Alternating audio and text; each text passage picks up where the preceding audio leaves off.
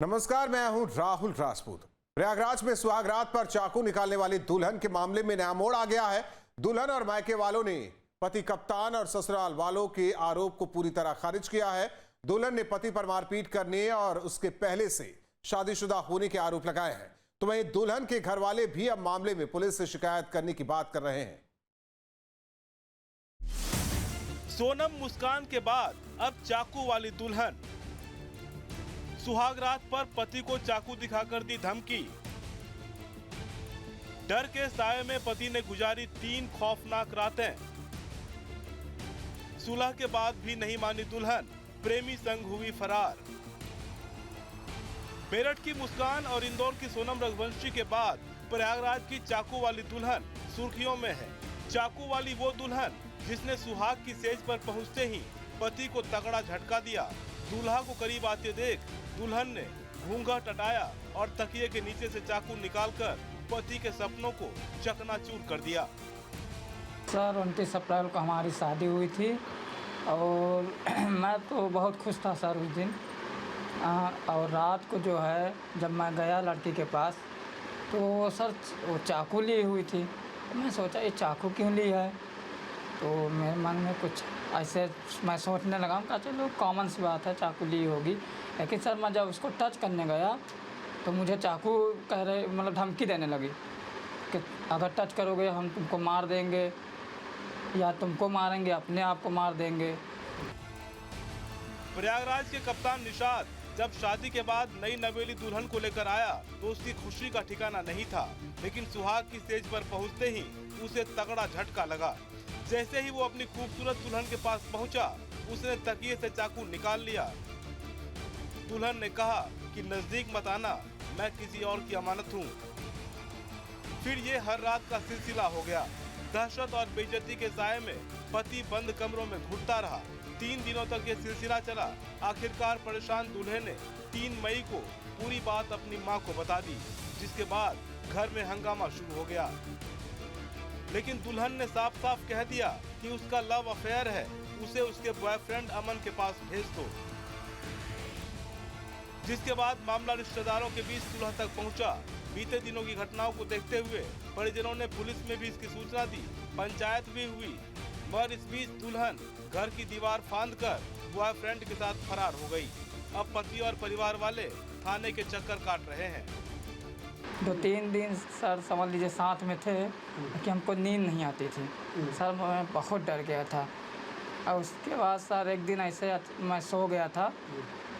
मैं जो है सो गया तो सर पता नहीं वो कब रात में लगभग 1 बजे वो हमारे छत पर से कूद के भाग गई। दूल्हा कप्तान निषाद ने बताया कि सुहागरात को जब वो कमरे में पहुंचा तो दुल्हन घूंघट में थी और फिर अचानक उसने चाकू निकाल लिया। नजदीक गया तो बोली, टच मत करना, मैं अमन की अमानत हूँ। डर के मारे दूल्हा पीछे हट गया। दुल्हन पूरी रात बेड पर बैठी रही और दूल्हा कमरे में सोफे पर जान बचाए बैठा रहा। दूल्हे ने कहा कि उसे समझ ही नहीं आया कि क्या करना है। उसने बताया कि 3 रात ऐसी ही बीती, किसी से कह भी नहीं सकता था। हाँ सर, दोनों परिवार को, हमारे परिवार को भी कलंकित कर दिया और उस परिवार को भी कलंकित कर दिया। कप्तान निषाद ने बताया कि अखबारों में कई केस पढ़ने के बाद वो डर के साए में जी रहा था। उसे लगता था कि वो अगर सो गया तो क्या पता नींद में उसकी हत्या कर दे।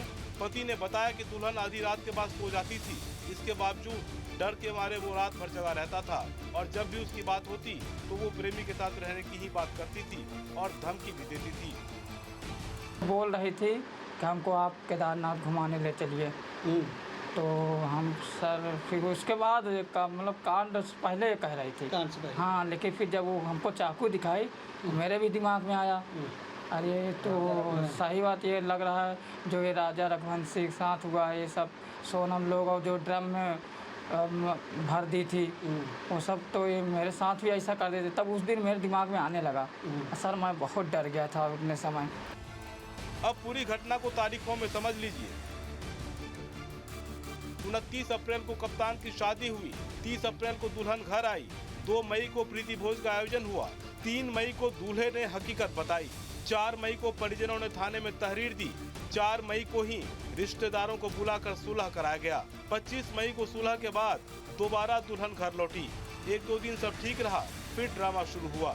31 मई को दुल्हन घर से फरार हो गई। 1 जून को परिजनों ने दोबारा पुलिस को सूचना दी। बहुत डर गए हम लोग, जान ल ऐसा 1 महीना 1.5 महीना दिन होगा, हम लोग कैसे जी रहे हैं, कैसे खा रहे हैं, वो तो हमारा आत्मा जान रहा है। 29 अप्रैल को दोनों परिवारों में शादी की जो खुशियां थी वो मई और जून आते आते खौफ और साजिश में बदल गई। पीड़ित पति ने बताया कि दोनों परिवार के लोगों ने उसे खूब समझाया पर वो नहीं मानी। दुल्हन के भागने के बाद पति डरा हुआ भी है और दुल्हन से अपनी जान को खतरा भी बता रहा है। सर बहुत खुश दिल से शादी किए थे हम लोग, बहुत क्या बताए, बोल ही नहीं जा रहा।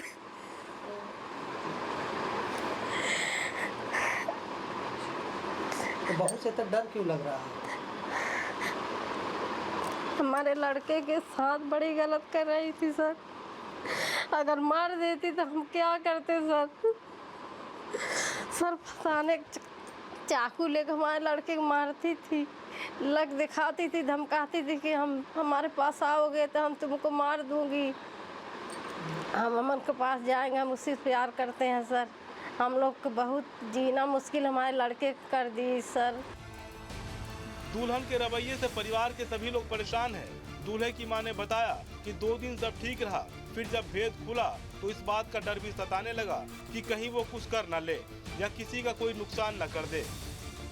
बहुत रोता था, मतलब हम लोग से बताता था, कहता तुम कहाँ हमको फंसा दी, ये मारने के हमके कहती। हम लोग सुने तो हम लोग को बड़ा दिल धड़का कि बताओ शादी करें, ये कैसी लड़की है, बहू कैसे ले आए घर पे, कैसे बोल रही थी। हम लोग सब लोग बिना खाए पिए से रात भर बैठे रहते थे। उनके माँ बाप के तब बुलाएं, उन लोग भी डांटे डपटे उनको, वो किसी की बात नहीं मान रही थी। वो कह रही हम उसी के साथ रहेंगे, हम उसी के साथ खुश रहेंगे, हम यहाँ पर नहीं रहेंगे, यहाँ पर रहेंगे तो हम उनको मार डालेंगे या मर जाऊँगी, हम फंसा दूँगी सब लोग के। हालांकि मामले में दुल्हन पक्ष के लोग भी सवालों के घेरे में हैं, जिन पर उसकी जबरन शादी कराने के आरोप लगे हैं। सर शादी के नाम से समझ लीजिए, मैं सिर्फ शादी जो कोई के मुँह से सुनता हूँ मैं, सर मुझे इतना डर लग रहा है। क्यों डर लग रहा है? सर यही इतना कांड हो रहा है कि कहीं लड़की मर्डर कर दे रही हैं। हाँ और सर, आपके साथ भी? हाँ सर, वही मेरे साथ हो गया तो मैं सर मुझे बहुत डर लग रहा है शादी के नाम से। अब शादी करने के? सर अब मेरा तो मन नहीं है बिल्कुल भी, अब शादी करने में मैं सोच भी नहीं रहा हूँ सर। इतना समझ लीजिए पहले जब ऐसा हो गया, समझ लीजिए मैं अभी तक सब डिस्टर्ब, हाँ सर मैं एकदम डिस्टर्ब हूँ, अभी तक मैं भूल ही नहीं पा रहा हूँ। कप्तान ने दुल्हन के भागने का सीसीटीवी वीडियो भी दिखाया और कहा कि उसकी शादी उसके लिए बुरा सपना साबित हुई है। डर इस बात का है कि वो कहीं अपने प्रेमी के साथ मिलकर उसे ठिकाने न लगा दे। तो चैट भी देखा था, चैट पे क्या आपको मारने की धमकी भी दी थी? सर हाँ, वो जो अमन था वो कह रहा था सर कि मेरे पास 15 दोस्त है, मैं उस लड़के को मरवा दूंगा और तुम टेंशन न लो, मैं उसको मार के जो है मैं तुमको अपने पास रखूंगा। सवाल इस बात का भी है कि अगर दुल्हन को किसी और से प्यार था तो उसने कप्तान से शादी कर ऐसा सदमा क्यों दिया। वो शादी से पहले भी अपने प्रेमी के साथ जा सकती थी। दूल्हे ने कहा कि उसके लिए सबसे बड़ी राहत यही होगी कि उसका सामना दोबारा उसकी दुल्हन से ना हो। Team news 10। जहाँ भक्ति है हर शब्द में, कथाओं में छुपे हैं दिव्य रहस्य और ज्योतिष देता है जीवन को दिशा। धर्म से जुड़ी हर बातों को जानने के लिए हमारे चैनल स्तुति को सब्सक्राइब करें। चैनल पर जाने के लिए इस लिंक पर क्लिक करें।